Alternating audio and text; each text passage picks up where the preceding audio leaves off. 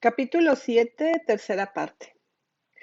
El templo más grande y magnífico que jamás haya existido construido en la tierra, excepto solo el construido por Salomón, fue erigido por Antonino Pío, emperador de Roma, en Baalbek, en honor al sol brillante visible.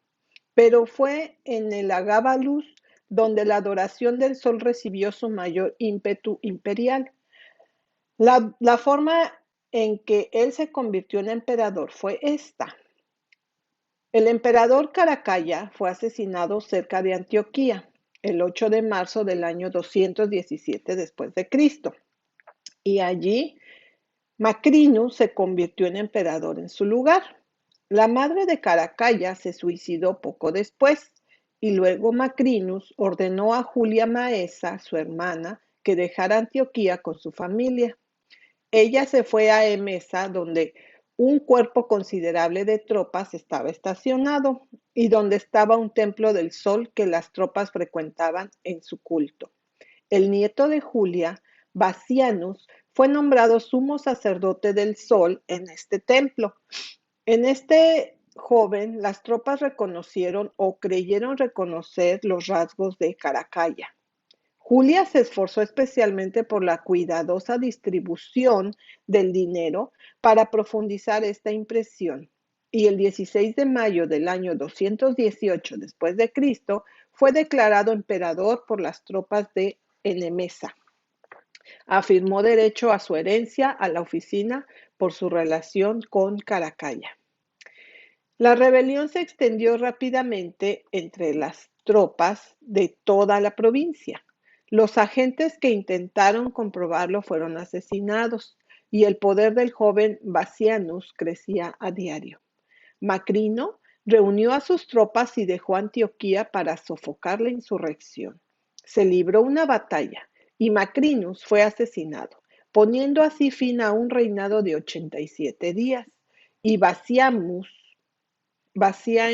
se convirtió de hecho en emperador el 7 de junio del año 218 después de Cristo. El nombre de Marco Aurelio Antonino y envió cartas al Senado anunciando su acceso al imperio en el lugar de Macrinus.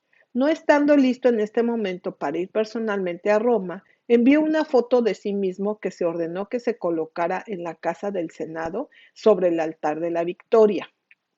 Estaba vestido con sus túnicas sacerdotales de seda y oro, a la manera suelta y fluida de los medos y fenicios. Su cabeza estaba cubierta con una alta tiara. Sus numerosos collares y brazaletes estaban adornados con gemas de inestimable valor. Sus cejas estaban teñidas de negro y sus mejillas pintadas con un rojo y blanco artificial. El nombre con el que se adoraba al sol en Einesa, donde Bassianus era sumo sacerdote, era el Agábalus. Su acceso al cargo de emperador lo atribuyó al favor de este dios del sol. Por lo tanto, como emperador asumió el nombre de el Agábalus como más grande y más honorable que cualquiera que pudiera derivarse de cualquier otra fuente. Y con este nombre solo es conocido en la historia.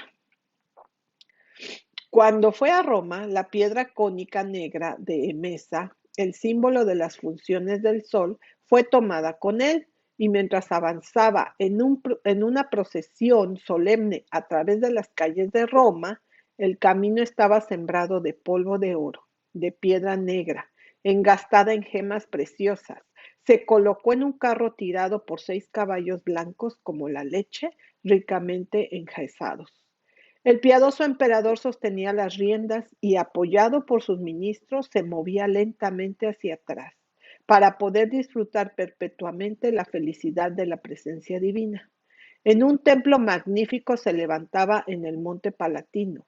Los sacrificios del dios Elagabalus se celebraban con todas las circunstancias de costo y solemnidad. Los vinos más ricos, las más extraordinarias víctimas y los aromáticos más raros se consumieron profusamente en su altar. Alrededor del altar un coro de doncellas sirias realizaba sus danzas lascivas al son de música de bárbaros. Estaba en perfecta armonía con los ritos del culto al sol.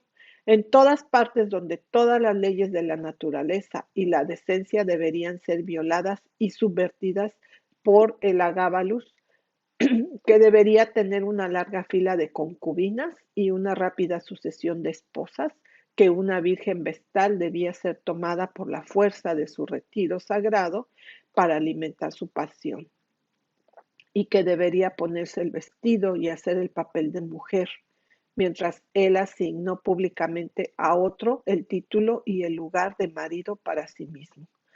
Todas estas cosas pertenecían a la adoración del sol, y todo esto lo hizo el Agábalus, no como emperador, sino como sumo sacerdote imperial y representante del sol.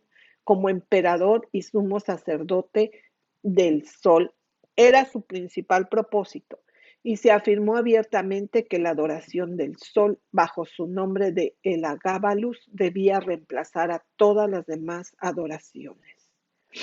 Tan pronto como Aureliano se convirtió en emperador en marzo del año 270 después de Cristo, comenzó la construcción de un templo en Roma en honor al sol. En el año 272 después de Cristo, hizo una expedición contra Zenobia, que había establecido su autoridad en Oriente, con ella la capital en Baalbek. Cuando había derrocado su poder y capturó su ciudad capital, dejó un oficial con una guarnición de tropas para gobernar la ciudad mientras él regresaba a Europa. El pueblo se levantó y asesinó al gobernador y a sus soldados. Aureliano regresó y entregó al pueblo a la masacre indiscriminada, e hizo de la ciudad misma un montón de restos. El único intento que hizo para repararlo fue restaurar el Templo del Sol, que había construido Antonino cuando regresó a Coine en el año 274 después de Cristo. Celebró un triunfo que en magnificencia y abundancia de tesoros fue insuperable a lo que Roma había visto nunca. En esta época también dedicó su magnífico templo al sol. Una parte considerable de su botín oriental fue consagrado a los dioses de Roma. El Capitolio y todos los demás templos, resplandecientes con las ofrendas de su ostentosa piedad, y el templo del sol solo recibió más de 15,000 libras de oro.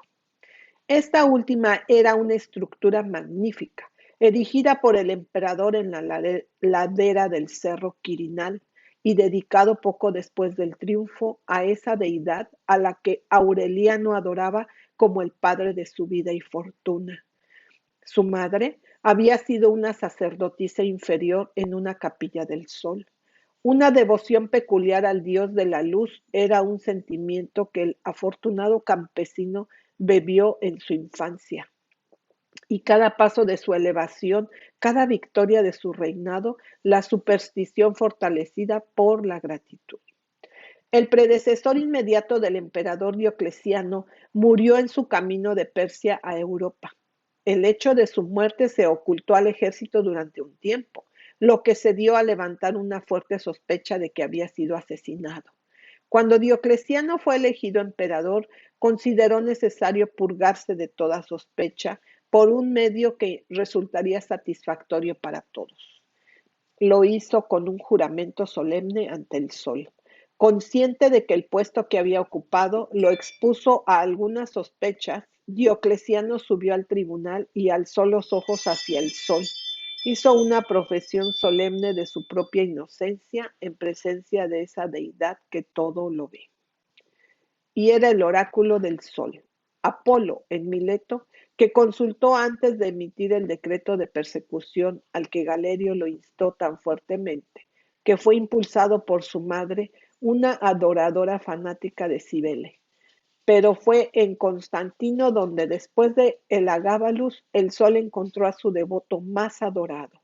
Como emperador de Roma, tuvo que mostrar cierta deferencia a los otros dioses, y por lo tanto, en las medallas que se emitieron en honor a sus victorias, estaban las figuras de Júpiter y Marte, así como de Hércules y Apolo, hasta el periodo de su guerra con Magnentius en el año 812 después de Cristo.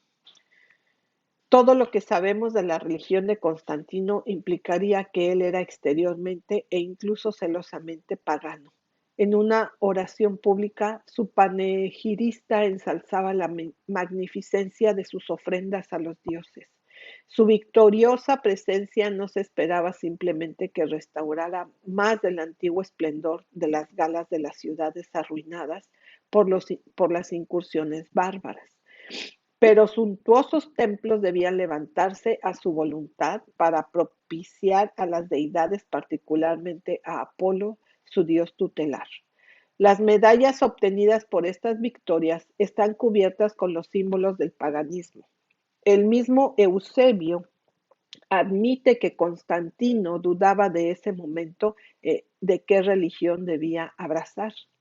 Así como emperador y para satisfacer los prejuicios de la gente, se mostró cierta deferencia respetuosa a otros dioses, pero la devoción de Constantino fue más peculiar, dirigida al genio del sol, el Apolo de los griegos y de la mitología romana, y estaba complacido de estar representado con los símbolos del dios de la luz y la poesía.